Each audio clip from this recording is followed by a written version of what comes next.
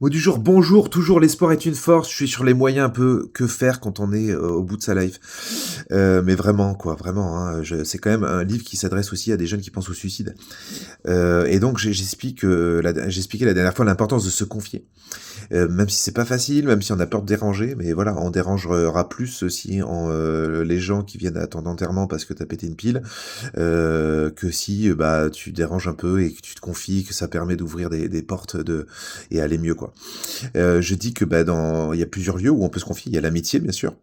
Alors peut-être pas, il faut sentir qu'est-ce qu'on peut dire, qu'est-ce que l'ami peut porter. Des fois, alors, tu des trucs hyper lourds en toi et c'est chaud de voilà.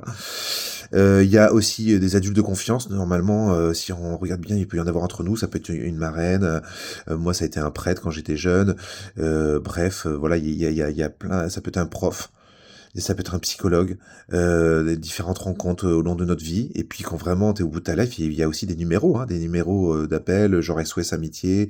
Il y a même un chat hein, sur SOS Amitié. Il y a Phare Enfants-Parents, il y a la Bergerie du Cygne, il y a Vive et Jeunesse, il y a un numéro national de prévention du suicide qui est le 3114.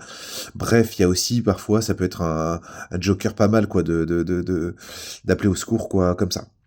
Voilà, n'oublie pas, tout contribue au bien de celui qui aime Dieu.